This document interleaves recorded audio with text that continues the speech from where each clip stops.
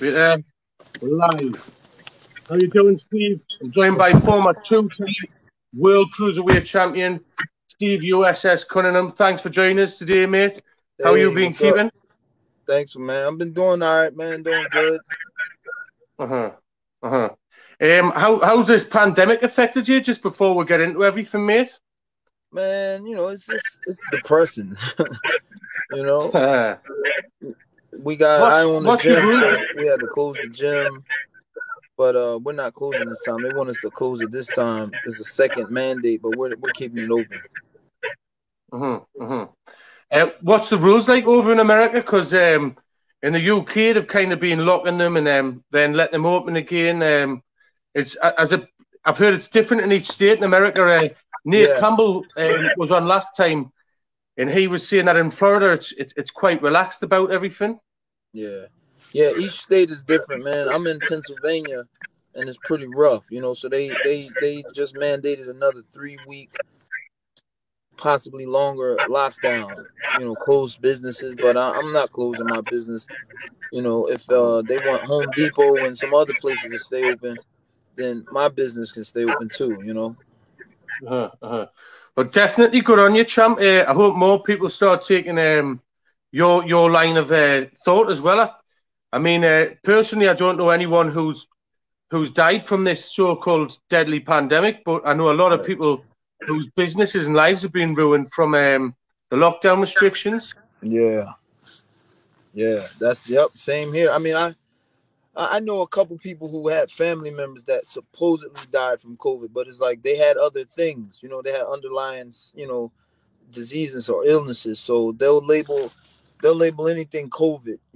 Common cold, just to push this pandemic bull.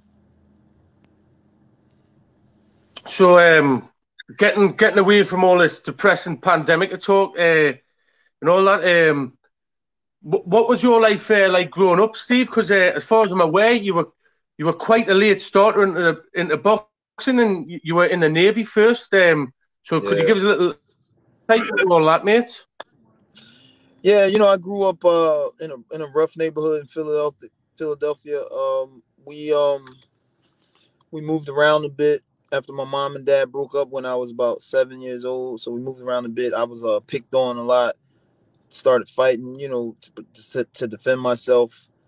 And then as a teenager, and after graduating high school, like immediately after, I decided to join the United States Navy, and I never boxed like at a boxing gym in Philadelphia, but when I got to the Navy, it was always in me to do.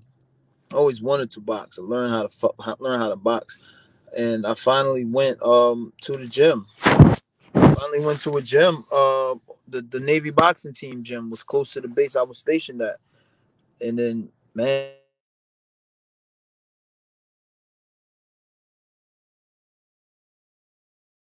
hello.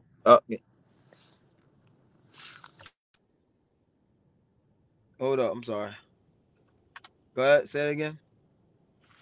Hey. I didn't catch you just there about that when you says you went to the Navy gym to boxing, Yeah. mate. So what age were you when you went to that gym? So yeah, when I got stationed, I was stationed in Norfolk, Virginia. When I got stationed there, that was close to the base. It was another base, probably like 10 minutes away, that the Navy boxing team trained at, and that's where I would go there like every day after work. When we were in port and train, and then I got picked up by a trainer there, and we started, and that was when I was 19, and we took I got really serious. I mean, I was always serious with it, but this time I had the opportunity to go, constantly go, and that was it. I fell in love. So how many amateur fights did you have before you decided to go pro? And what was your record, Steve? Did you fight any like uh notable names as well in your amateur career? yeah, I fought. I had probably about 50 amateur fights. I don't remember my record. I know I probably lost about 11 of those. um I I beat Tavares Cloud, Daniel Edward. God, people remember those names. I think that's about it. Orlando Anderson. I beat Michael Sims, the Olympian. He made it to the Olympics the next year. I beat him the year before in '99. He made it to the Olympics. Um, yeah, that's about it, man. Big names. Um, so if I remember rightly, I think you were about in your mid-20s when you eventually turned over and went pro, and Yeah, you were kind of in what could be called like an unpopular division as cruiserweight because like for some reason like the American audience has never really kind of warmed to that like division. And you built up a record of yeah. about 20-0 or something like that before you fought for the world title, 19 and maybe 0. Yeah. 19-0. And you fought the Polish guy. I find his name hard to pronounce. Krzysztof, whatever. And you know Krzysztof who I mean. Wlodarczyk. That's the one. Hi. And you lost a disputed close decision the first time and won the rematch. And obviously you started to become a big name out in Germany. Could you just give us Yeah. a little bit of insight into all of that, mate? Yeah, I got to fight. I had to fight Krzysztof Wlodarczyk, who was number 3 IBF, because I beat Wayne Braithwaite for the former WBC champ. I beat Wayne Braithwaite in the IBF Eliminator, and so I thought I was going to rematch Tomas Adamek again. At that time as cruiserweight, and Tomas Adamek moved up to heavyweight and vacated the IBF belt, and that made them go down to IBF number 3. I was IBF number 1. Krzysztof Wlodarczyk was number 3 from Poland. We get to Poland, and they literally cheated, man. They literally fixed everything. They were trying to make sure that their guy won the title, and they did. They got the title. The judges scored the bout. Two of the judges, the Polish and the German judge, of course, scored the bout for Krzysztof, but the American judge had me winning 11 rounds to 1. So we got the immediate rematch because they didn't give us the drug test after. That's IBF rules. If you don't get the post-fight drug test, it's an immediate rematch. So we got the immediate rematch off of that because it was the most solid thing, and we went over there and beat him again, and then got the belt. Now from there, we were and I was signed with Don King at the time. So Don King really didn't care about about me or cruiserweights to that extent. So he was basically fishing me off to these other promoters, trying to. I guess they were washing each other's hands or whatever. I don't know, but every purse bid he kind of lost, on purpose. And now I went to Poland twice. Now I have to go to Germany to fight Marco Huck, man, and that was it was a very good fight, very good win for me. Very good win, because Marco Huck was undefeated. He was young. He was crushing people, and I just went in there and schooled him. Did you not end up stopping Marco Huck towards the end? Am I right in thinking that? Yeah, man. 12th round stoppage. They threw the towel in on him. I hit him with some really good shots. I was hitting him with good shots throughout the fight, man, and it was evident that his skill level wasn't on my level, So it was just a matter of time. But yeah, I hit him in that 12th round. I hit him with a good 1-2. He fell. The referee called it a slip. But when he got up, I saw he was hurt, and I pounced and got him out of there. So his trainer threw the towel in on him. And that was unbelievable. That's one of my favorite boxing memories. Well, I bet, mate. I mean, that must have just been like an incredible feeling. That like, but Marco Huck obviously he went on to have a great career. He really beat Alexander Povetkin for the heavyweight title, but he didn't get the decision. I thought he did. I thought he did also. Yeah, but then you continued out at cruiserweight for a while, and you beat other notable names, and then you had a couple more fights with Adamek, and the last decision was just disgusting, quite frankly. Was that at heavyweight, that one, actually? Was that when you first moved to... So after like regaining the cruiserweight, well, in fact, actually, before we get to that, one thing I remember as a boxing fan growing up was David Haye was a massive name in the UK, and the media Yeah, over here just went out like he cleaned out the cruiserweight division. But to me, and like most of hardcore boxing fans, you versus David Haye was the fight to make, and to me, to this day, I still yes, believe you would have beat David Haye because he used to gas out after a few rounds, and he was a phenomenal puncher. But it's different yeah, when you're in there with someone of your caliber. yep. Yeah, David Haye beat Jean-Marc Mormick, and he had like 3 of the belts, and he just proclaimed on Showtime, I cleaned out the division. So the to the average fan, they see this guy with 3, 4 belts, and they don't realize that one of the major belts I had the IBF. I wanted that fight. I wanted that fight for 2 reasons. David Haye is a formidable opponent. A formidable champion. I would say. I wanted to test myself against him. I thought he was good, and I thought I was better. So I would like to see, prove it. And he had those belts. I wanted to unify the division myself. But it was like he ignored me. It's like they ignored me, and just moved on. And it's like, here I am.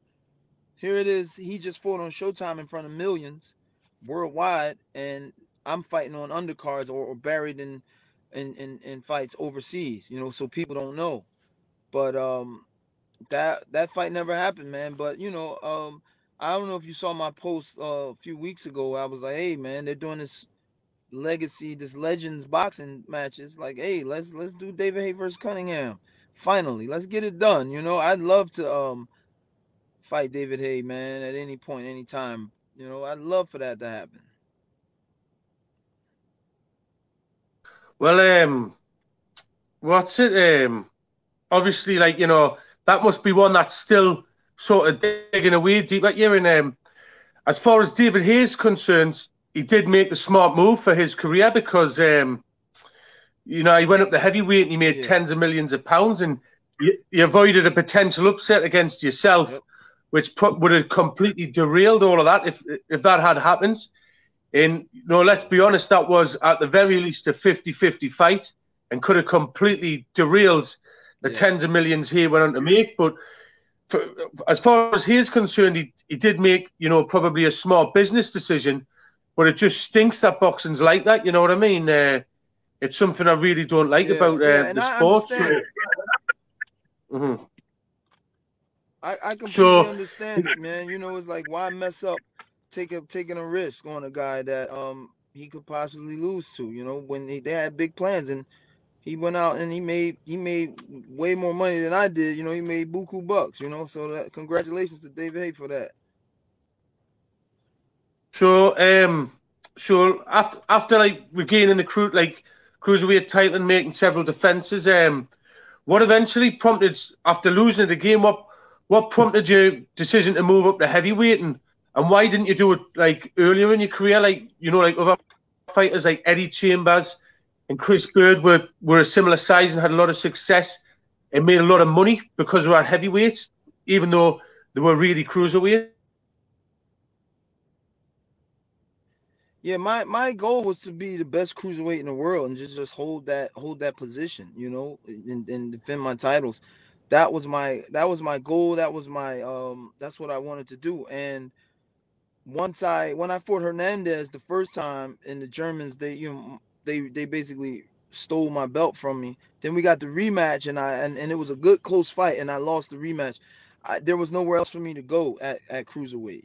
I was like, I started campaigning in Germany because the American, as you noted, the American boxing world didn't want nothing to do with cruiserweight. So the fights were peanuts compared to the amount of money I was getting in Europe.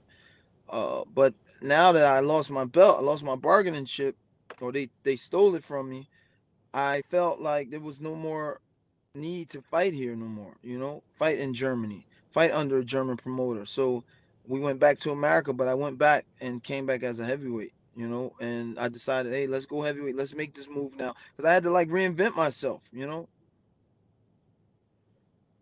Um, So after going to heavyweight, and let's talk about that big fight, which is one of the most memorable of your career.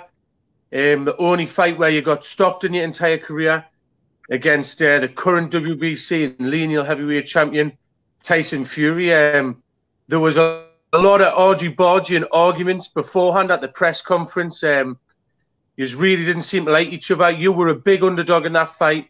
It was at Madison Square Garden, and you nearly knocked Tyson Fury out. You put him down, and he got up and he was shaky. I remember watching that in a pub at the time, and like when he got up, not only was he shaky, you were hitting him with big shots. I don't know how he stayed up. So, what was that whole experience like for you beforehand, during, and after the fight with Fury? Well, before the fight, my thing was after I was cheated out of that atomic rematch as at heavyweight, and I started hearing, through the boxing world, like, hey, the reason why they didn't want me to go is because, that was to fight Klitschko. That was to get to Klitschko, and they wanted Atomic. They figured Atomic, because he fought Vitaly, he probably do decent against Vladimir, and because his weight, he was about 220. My weight was 203, 204 fighting Atomic. So they figured a smaller guy would have no chance against Vladimir. But they failed to realize I sparred with Vladimir 3 camps, and I was the main sparring partner. He was sending those big guys home, but I was doing 8 rounds straight with them. So I just wanted to get my shot at Vladimir. But after that Atomic fight, I felt like I had to fight. I felt like I had to show them I can beat these big guys. So I saw Tyson Fury wanted to fight. We started talking over Twitter, and boom, the fight was made. We did the press conference, and I knew it was a risk. The thing in boxing is you have to roll the dice. Sometimes you have to roll the, and especially in my position, because I didn't have a forceful like agent or manager behind me, or I didn't have people behind me. It was just me and my wife. My wife was acting as my manager and my trainer. We all sat down and made choices and decisions together. So from there, meeting Fury at the press conference, and I was very annoyed because I'm like, wow, dude, you're already 7 feet tall almost. You're already 70 pounds heavier than me. You're supposed to beat me. Everything's in your corner. The American media has you to beat me. Nobody gave me a chance. And he was just talking. That's before, I knew who Tyson Fury was. That's just what he does. But I was just thinking, like, man, this dude's just talking so much trash. Like, why is he still just talking? Like, and that made me angry. In the fight, um, me setting him up with some good shots, because really size doesn't matter to me. Size doesn't matter. I can get you. I don't care if you're a man and you got arms like me. I can get you. I'll find out. I'll figure out a way to get you, and it might be brutal. It might be nice. It might be clean. But so we were able to land that overhand right that we trained on. For 2 months. Brother Nazim Richardson said you're gonna knock him down with this overhand right. He said that in the beginning of camp, and we drilled that punch every day. Boom, every day in camp. And so when Tyson Fury made that one mistake, it just happened. Boom, and I was like, whoa, oh my goodness. I didn't even think about it. In the fight, like you said, I caught him with some real good shots. I heard him a couple times after, and he just said, F it. I'm the bigger man. Why am I boxing with the small boxer? And he just started laying on me and draining my energy, getting me tired. And he put the forearm on my. If the referee allows you to do some things, then why not? Why keep doing? I mean, why stop? So he did what he had to do in order to win. And the referee should have called it, but he didn't. And there we have it, a KO win for Tyson Fury. And then afterwards, afterwards it was, I was angry, I was pissed, I was bitter, because I'm like, man, they just let this dude cheat. Nobody said anything. It's like, okay, he won. I'm like, no, he didn't win. That was a cheat. That was an illegal move. But after that, though, probably about 2 months after, I ended up going to camp with Fury, and got to like meet him and talk with him, spar with him, Hoogie, or if that's how you say it, Hughie. I don't know how you say it. I get corrected every time. But It's Huey Fury, I think, Steve. But yeah, go on, mate. Let's hear it. I can't even hear it, dude. I can't hear you now. Oh no, I'm saying because you were asking how it's pronounced there. I'm saying it's Huey how his name's pronounced. But what were you saying? So is your relationship with Tyson Fury quite good now? Are you kind of like on good terms now? And another thing is you mentioned about Vladimir Klitschko. How do you think you against him would have went down? And after you fought Fury, for some reason, a lot of people seem to Fury went down in people's estimations for how much he struggled with you because of your size. But did you, after fighting Fury, think that he had the ability to win a world heavyweight title? First question. My relationship with Fury. I don't know right now because I did a video about that Glovegate stuff, and I kind of agree with something being fishy with those gloves. So I don't think Fury likes me that much, or I mean, I don't know. I haven't spoke to him, but I gave him his props in that second Deontay Wilder fight. He did a great job. You know, he did an awesome job dethroning Deontay. But I mean, I don't know if he's cool or not about that. But second, the Vladimir fight. Did I how he fared against Vlad? Oh, me and versus Vladimir. Listen, I would have gotten there and boxed. I would have boxed the big guy. You know, I did the same thing I did to Fury. You know, try to box and move. I don't think Vladimir would have did the dirty tactics as Fury did, but it would have got rough. But who knows? You know, I'm not one of them guys going in and say, yeah, I'd have knocked Vladimir out. No, you know, I wouldn't dare say that. Who knows? You know, but I know how to perform to the top of my abilities. You know, and Fury, me fighting Fury, that was me at the top of my abilities too. You know, because I knew it was a threat in front of me. Did I know Fury was going to be champion? No, I did not. I didn't think Fury was going to be champion. I thought against Vlad. I didn't think he was going to beat Vladimir, but he got in Vladimir's head, and Vladimir bowed down to him to an extent. You know, Vladimir didn't do anything, didn't throw any punches.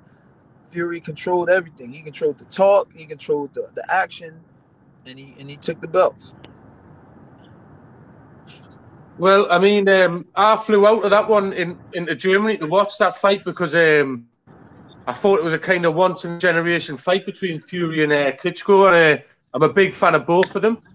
Right. I was supporting Fury to win that, but I didn't expect him to, but he boxed phenomenally on the night. So who would you say is the world #1 heavyweight right now, Steve?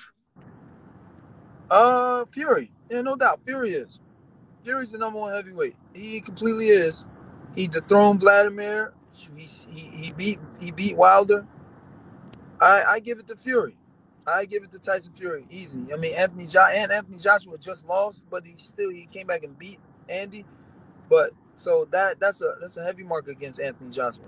I'd love to see Anthony Joshua fight Fury. That'd be a really good fight. But I'm not going against Fury on that fight though. I pick Fury over Joshua.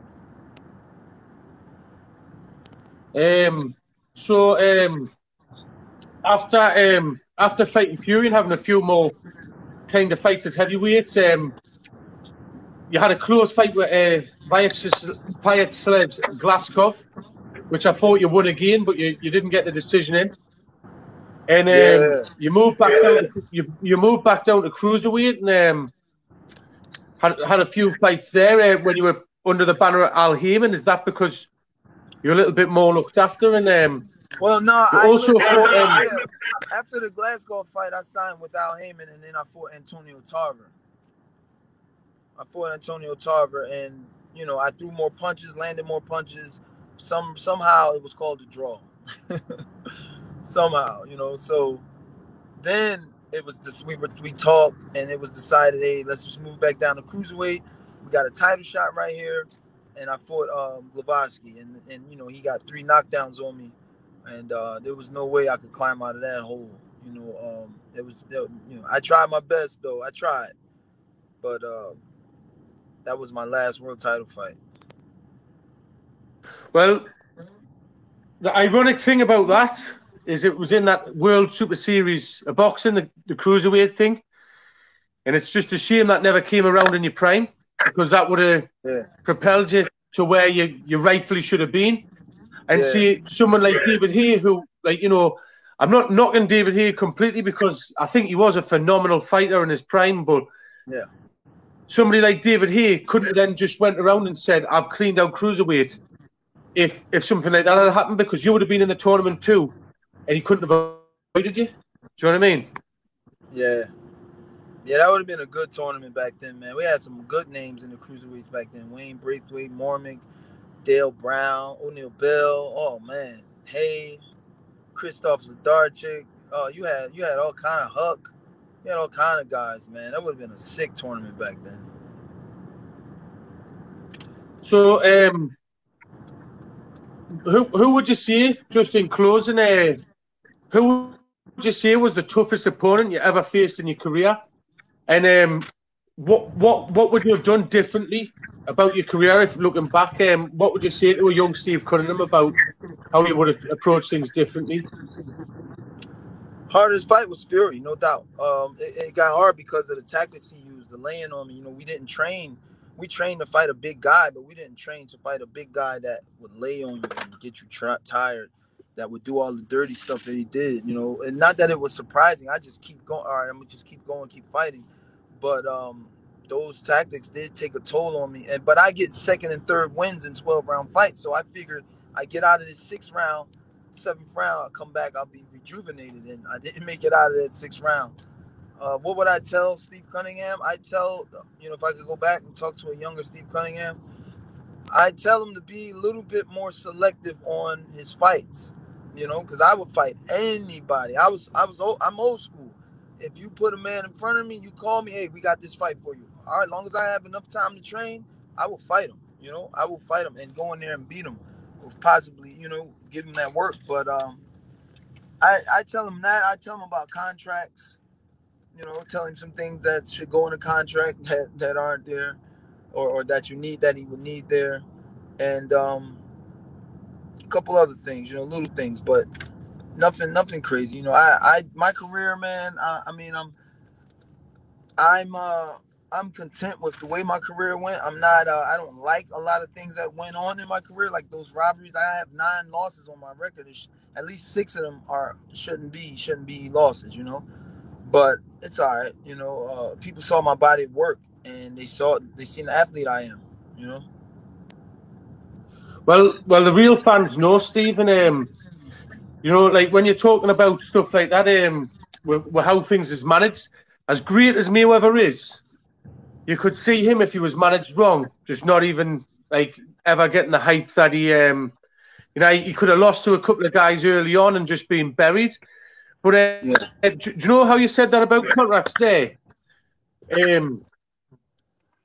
One thing is, like a couple of my mates have asked me to ask some of these world champions who I get on, how do they put the money through to you? Do you know, like when you have a really big fight, do you get it in cash on the day, or is it before the fight? Is it after?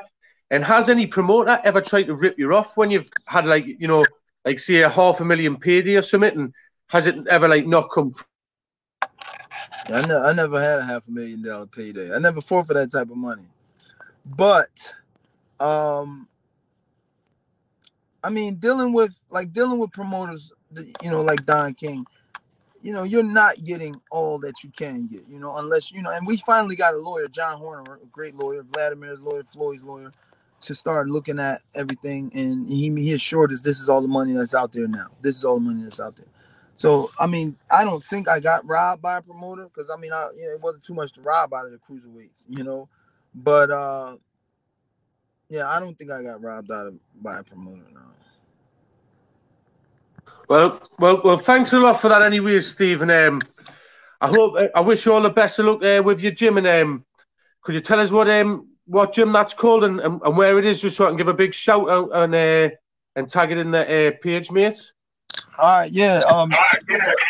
The gym is USS Fight Academy on Instagram and Facebook. Go check it out. Go follow us. I train a lot of fighters. I'm still training myself. I haven't officially retired. We're going to do like 1 or 2 more fights.